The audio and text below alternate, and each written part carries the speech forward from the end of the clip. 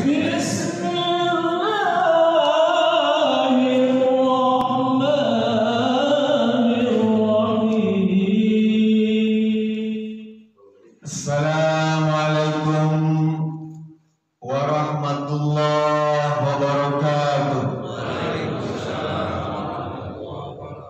Bismillah, alhamdulillah, wassalatu ala rasulillah, wala hawla wala quwwata illa billah.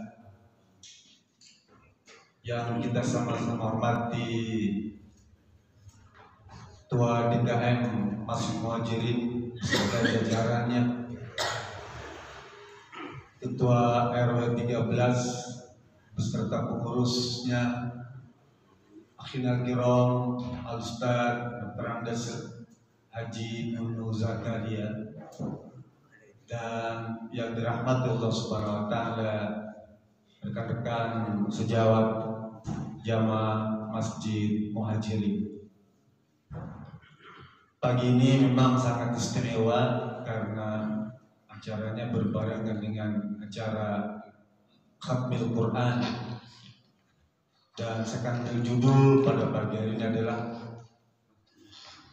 beneran mimpi ketemu Nabi Muhammad Sallallahu Alaihi Wasallam. Itu tema tausiah pada pagi hari ini. Beneran mimpi ketemu Nabi Muhammad Sallallahu Alaihi Wasallam. Saya akan mengutip sebuah hadis yang diriwayatkan oleh Abu Hurairah radhiyallahu anhu. Sami'tu Rasulullah sallallahu alaihi wasallam yaqul, man rani fil manam faqad fasayarani fil yaqadah la yatamassalu syaitanu bi, atau maqal hadis sahih riwayat Imam Al-Bukhari dan Imam Muslim. Kata Abu Hurairah, sesungguhnya saya pernah mendengar Rasul berkata, barang siapa yang bermimpi ketemu denganku, maksudnya Nabi Muhammad sallallahu alaihi, maka dia akan bertemu dalam keadaan apa? Nyata. Yang satu nyata, jelas, dan tidak akan pernah setan itu mampu menyerupai diriku. Ucapan Imam Al-Bukhari. Hadis ini menjadi garansi, jaminan tentang orang-orang yang telah bermimpi berjumpa dengan Nabi Muhammad SAW, maka dipastikan dia akan juga bisa berjumpa dengan beliau. Oleh karena itu ada banyak pembahasan tentang hadis ini, Pak. Ambil beberapa saja, tidak banyak karena waktunya terbatas. Mimpi memang dia bunga tidur, Pak. Mimpi itu kan bunga tidur. Bapak dulu sering bermimpi kan ya, waktu masih pacaran. Itu yang diimpikan siapa? Mesti pacar kita, Pak. Tiap malam itu mimpi ketemu pacar. Iya. Dalam berbagai bentuk dan posisi ketemu mimpinya itu kan. Karena kadang-kadang kita juga hafal luar dalam pacar kita, ke bawah mimpi. Beda dengan istri kita sekarang. Bapak pernah ketemu istri kita dalam mimpi? Gak pernah. Coba tanya ke Bapak, pernah sekarang udah mimpi ketemu istri? Gak pernah. Dipastikan gak pernah. Karena memang tidak ada keinginan tuh ya, dalam hati hasrat kita dengan beda dengan pacar dulu kan, karena ada ghirah, ya, maka mudah muncul tuh. Paham ya? Gak usah dijelaskan. Lah kata Imam An-Nawawi, ya, Imam Nawawi dalam bukunya banyak. Kita di sini ada Riyadhus Shalihin ya. Tapi ini pada manhaj Sunan Syarah Muslim. Dia cerita tentang hadis tadi, tentang ketemu Nabi itu. Kata beliau ada 3 kemungkinan orang bermimpi itu, bermimpi ketemu Nabi. Yang pertama kata beliau, kalau itu terjadi di zaman Nabi Muhammad sebelum wafat, orang yang tidak pernah ketemu Nabi, maka pasti dia akan berjumpa dengan Nabi. Oh, jaminan Pak. Tapi itu untuk di zaman sebelum Rasul wafat. Nah, setelah Rasul wafat, kata beliau, hadis tadi memberikan jaminan bahwa dia akan ketemu Rasulullah di akhirat kelak. Paham ya? Jadi kalau sekarang kita bermimpi ketemu Nabi, maka satu itu jaminannya kelak di akhirat nanti akan berjumpa dengan Rasulullah SAW. Berjumpa dengan Nabi Muhammad itu, kalau orang yang bermimpi itu, dia berhadapan langsung tuh Pak. Beda kan kalau kita ngelihat, kalau kita misalnya ngelihat presiden lagi pidato di gazebo, kan kita tidak berjumpa ya, cuma ngelihat aja kan, ya Pak ya. Beda dengan ketemu begitu berjumpa kan, berhadapan. Beda dengan melihat presiden, tapi dari kejauhan kan, tidak berjumpa. Tapi kalau berjumpa kan kita begini. Nah kalau kita bermimpi ketemu Nabi, maka dipastikan kita akan berjumpa dengan Rasulullah, ya berhadapan, gitu ya. Ketemu, Assalamualaikum ya Rasulullah, kan gitu ya. Assalamualaikum Pak Haji, kan kita akan berjumpa. Kalau jawaban nggak mungkin gitu kan.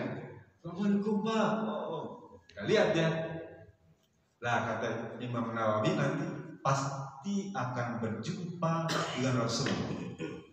Yang ketiga, orang yang bermimpi berjumpa dengan Nabi Muhammad SAW, maka pasti dia akan mendapatkan syafaatnya. Bukan enak Pak ya? Syafaat itu rekomendasi Pak. Rekomendasi tentang kebaikan, jaminan tentang kebaikan, jaminan tentang kesolehan. Syafaat, waduh luar biasa. Istilahnya begini Pak, kita nggak perlu repot-repot perpanjang STNK, nggak perlu bayar pajak. Waktu sudah dijamin pakai surat sakit tuh, syafaat itu, kan gitu ya. Langsung sana, langsung surga. Itu Pak, syafaat dari Rasulullah SAW. Maka kita pengen. Salah satu hikmah kita khatam Quran apa? Syafaat Rasulullah. Salah satunya ya, ada banyak dalam bait doa khatam Quran itu kita baca. Allahumma arhamna bil Quran. Ya Allah, berikanlah rahmat pada kami. Artinya kalau kita khatam Quran pasti akan mendapatkan rahmat Allah. Ya. Allahumma zakirna minhu manasina. Ya Allah, ingatkan saya nih ya Allah, kalau saya lupa. Jadi Al-Quran bisa menjadi pengingat kita. Kalau kita hatam di saat kita sedang lupa, ya, waktu udah jam 3, kita nyuper mobil saja. Kalau kita pernah hatam Quran, mesti ada yang ingetin Pak. Sudah hatam Quran ya. Ingat udah jam 3 itu sholat zuhur. Itu maksudnya begitu Pak. Yang kita baca itu doa hatam itu segitu cukup sudah. Allahumma zakirna minhu manasina. Diingatkan Al-Quran, diingatkan oleh khatam kita Quran. Ya. Kemudian apa? Wa alimna minhu majahilna, dan berikan ilmu ya Rabb dari Quran tuh. Sekalipun kita belum paham artinya tuh ya, belum paham artinya, Allah berikan ilmu dengan Quran itu. Istimewanya nih Pak. Orang pedalaman itu baca Quran dia nggak ngerti arti Pak. Tapi kemudian setelah hatam Quran dia tahu etika, adab, akhlak, moral tuh setelah baca Quran. Hatam, istimewanya Quran Pak. Allah berikan jaminan. Makanya kata Rasul bilang apa, orang yang baca Quran tidak fasih ya, tata ta'atu, dia dapat ajrain, 2 pahala. Istimewa. Kalau saya baca Quran ya relatif bisa lah gitu ya, pahalanya cuma 1. Tapi orang yang belum fasih baca Quran tata ta'atu, namanya terbata-bata tuh, dia dapat 2 tuh, kan enak ya. Tapi jangan bertahan di apa, nggak bisa terus, harus ada perubahan. Karena kalau nanti dia pandai fasih, didampingi dengan malaikat, ada tambahan. Jadi Bapak jangan ragu sekali bacanya belum fasih tuh. Ya. Dan berikutnya apa? Warzuqna tilawatahu, ya Allah berikan kami rizki, kemampuan, kepandaian, kepintaran tilawah, mengumandangkan.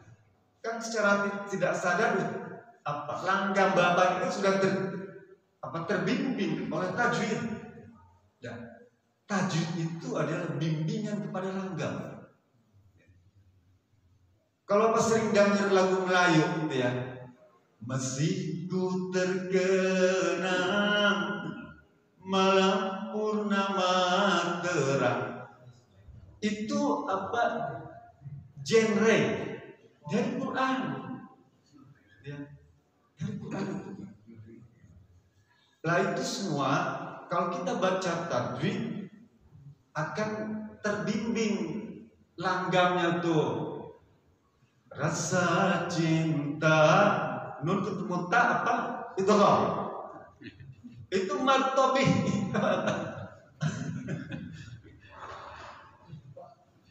Pasti ada, itu matobia tuh. Jadi kalau kita renungkan, ternyata banyak langgam-langgam lagu itu mengambil dari ilmu tajwid Quran. Oleh karena itu, bapak-bapak yang baca Qurannya fasih mengikuti tajwid, dipastikan dia bisa nyanyi. Kalau mau, tinggal bapak kok yang hobi nyanyi nih, ya, bekal ilmu tajwid tinggal teruskan saja ya.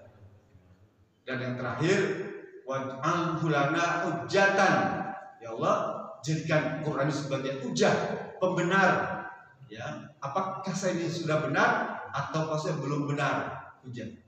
Teruskan. Tadi Imam An-Nawawi kata Ibnu Hajar Al-Asqalani, dia kitabnya banyak, Fathul Bari. Kalau Bapak pernah dengar kitab Fathul Bari itu, penulisnya adalah Ibnu Hajar Al-Asqalani ya. Dia cerita tentang hadis tadi.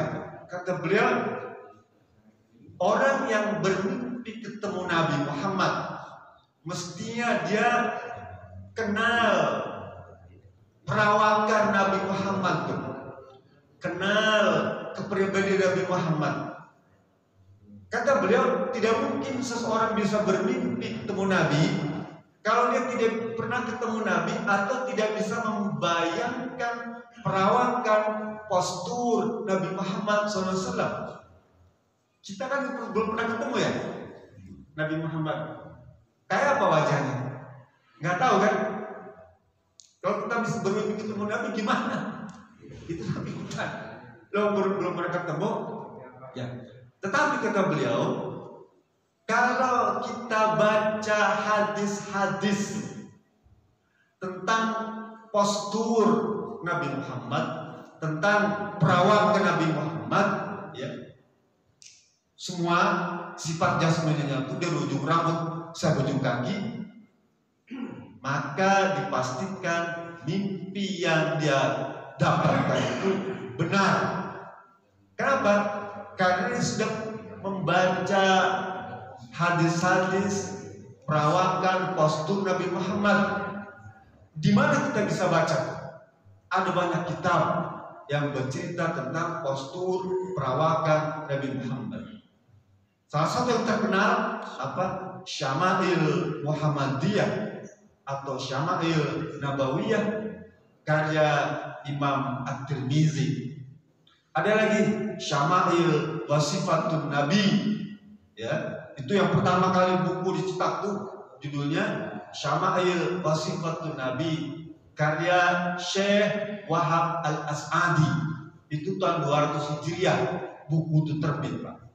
Jadi buku ini Pak sudah lama terbit itu tahun 200 Hijriah. Disusul kitab yang berikutnya yang terkenal Syifatun Nabi, itu karya Imam An-Nadawi, ya, tahun 222-24 Hijriah. Baru ketiga Syama'il Muhammadiyah pada tahun 274 Hijriah. Wah, berapa ribu tahun yang lalu itu Pak sudah ada. Nah, kalau kita baca kitab itu, hadis itu, alhamdulillah Pak, sekarang sudah ada terjemahannya. Jadi Bapak kalau pengen ketemu Nabi, baca dulu kitab Syama'il Muhammadiyah terjemahannya, pelajari dari ujung rambut sampai ujung kaki, wajahnya, ya. Bahasa Indonesia adalah terjemahannya. Ya ada 6 bab gitu ya. Contoh misalnya, bibir Nabi itu lebar, ya, lebar. Rambutnya halus, matanya lentik, bulu matanya lentik, dan dia tampan. Memang tinggi postur orang Arab, ya, tinggi ya. Berjenggot, berkumis tipis, telapak tangannya itu tebal. Kakinya apa? Tumit kaki itu, ya, dia agak apa? Agak ngerucut gitu. Tapi hebatnya sekalipun dia sering jalan, tidak ada kampalan Pak, dan tidak ada retak-retak gitu. Kalau kita kan retak-retak Pak ya. Ini tungkai belakang ini ada orang retak-retak. Tapi dalam hadis diciptakan tumit Rasul itu gak ada retak-retak tuh Pak.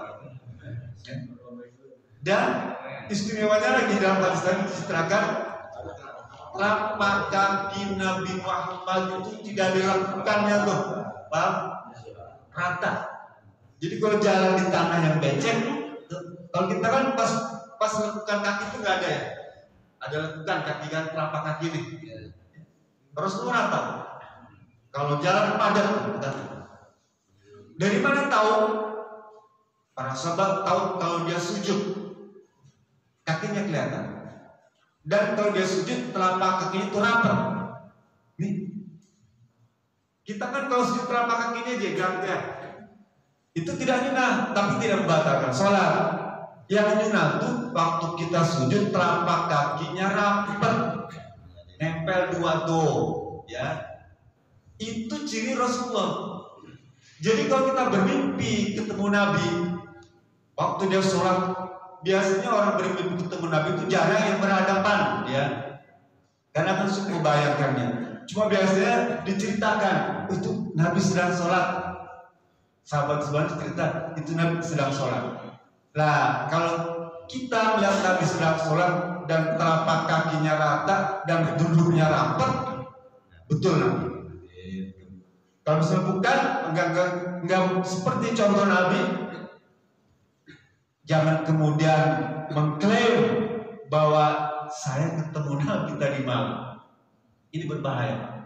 Karena kata Rasulullah, man kadzdzaba alayya muta'ammidan fal yatabawwa maq'adahu minan nar. Barang siapa yang berdusta denganku, baik ucapannya ataupun akhlaknya ataupun postur tubuhnya, perawakannya, ya, maka bersiap-siaplah dirimu untuk dijerumuskan ke dalam neraka jahanam. Itu ancaman luar biasa Pak. Kalau kita mengada-ngada nih cerita tentang hadis yang memang tidak jelas, atau mimpi ketemu Nabi yang juga gak jelas, ancamannya besar Pak. Karena banyak orang mengaku-ngaku ketemu Nabi karena ingin mencari legalitas kesolehan. Paham ya? Usai ketemu Nabi, kan itu mencari legalitas, ya, pembenaran bagi orang soleh. Karena ketemu Nabi ini kan cuma orang-orang soleh, orang yang hafal postur Nabi, orang yang hafal perawakan Nabi, orang yang hafal akhlak Nabi, baru dia bisa ketemu Nabi. Kalau enggak. Lah kalau dia ujuk-ujuk ngomong ketemu Nabi, artinya apa? Dia berusaha untuk mencari pembenaran tentang integritas dirinya tuh. Bahwa saya termasuk orang soleh nih karena ketemu Nabi. Bahaya Pak. Maka dinasihatkan boleh bercerita ketemu Nabi itu kepada orang-orang tertentu, ya, yang kita anggap mungkin yang bisa dipercaya lah, tidak menyebarkan, kan bisa jadi fitnah Pak, ya, bisa jadi fitnah. Ya saya yakin bapak sering ketemu Nabi mungkin ya, Allah Nabi siapa? Tapi jangan bercerita ke publik, sangat berbahaya. Karena dia akan mencari pembenaran, justifikasi itu. Yang ketika ada kasus kemarin tuh, ya memang gak pantas juga. Gitu. Dulu ada beberapa ustaz, ya, yang di majalah tuh cerita tuh ketemu Nabi, kan jadi bahan tertawan para ulama. Ya, memang tidak salah, gak ada yang melarang. Tapi itu menjadi cemoohan, ejekan, seakan-akan dia mencari pembenaran. Kita pengen dakwah, ternyata terbalik. Tapi kalau kita cerita misinya nih, ayo kita sama-sama baca buku Syamil Muhammadiyah, itu bagus. Mudah-mudahan nanti mimpi ketemu Nabi. Nah, gitu ya. Saya kutip lagi ucapan Syekh Hasan Muhammad Syaddad. Dia penulis kitab Kifayatul Usul Liru'yah, ya, Sayyidina Rasul. Apa kata beliau? Orang yang bermimpi ketemu Nabi Muhammad SAW adalah mereka yang istiqomah. Gitu ya. Dan bentuk postur yang diperlihatkan kepada dia itu sangat bergantung dengan tingkat keistiqomahannya. Paham ya? Semakin tinggi seseorang itu istiqomah, maka semakin besar penampakan Rasulullah SAW itu jelas dalam mimpinya. Ya, jadi kalau kita merasa belum istiqomah, mungkin ketemu Nabinya blur, buram. Tapi kalau semakin istiqomah itu semakin jelas. Kata Imam Al-Ghazali dan beberapa pengikut tasawuf atau sufi, bahkan dia bilang, saya ketemu Nabi itu berhadapan langsung. Bahkan maaf ya, para pengikut sufi yang sudah berlebihan tuh, dia bilang saya bisa ketemu Nabi dalam keadaan nyata. Tapi itu berlebihan ya. Para kalangan sufi sering berbicara begitu. Ketemu Nabi seperti ngobrol-ngobrol begini, bukan dalam mimpi, kata dia. Nah, itu sudah berlebihan. Karena hadis tadi cerita tentang mimpi. Tapi kelompok sufi sering melebih-lebihkannya tuh. Ketemu dalam keadaan real, nyata ketemu Nabi. Satu sekali lagi. Saya kutip ucapan Imam